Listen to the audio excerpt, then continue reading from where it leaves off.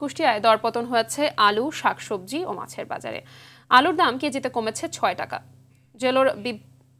জেলার বিভিন্ন বাজারে ৩ কেজি আলু বিক্রি হচ্ছে ৪০ থেকে ৫০ টাকায়।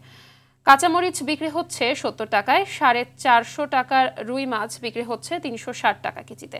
তেলাপিয়া বিক্রি হচ্ছে ১৪০ টাকায়। ২২০ টাকা কেজির বাটা মাছ বিক্রি হচ্ছে ১৮০ টাকায়। সিলভার কার্প মাছ বিক্রি হচ্ছে ১৩০ টাকায়। এছাড়াও কাতল, জাপানি পুঁটি, সরপুঁটি ও মৃগেল সহ প্রায় সব ধরনের মাছের কেজিতে ৩০ থেকে ৪০ টাকা কমেছে। তবে স্থিতিশীল রয়েছে পেঁয়াজ ও রসুনের দাম। গত সপ্তাহের মতোই পেঁয়াজ বিক্রি হচ্ছে ৫০ টাকা কেজি আর রসুন বিক্রি হচ্ছে ১১০ টাকা কেজিতে। পণ্যের দাম কমায় খুশি ক্রেতারা।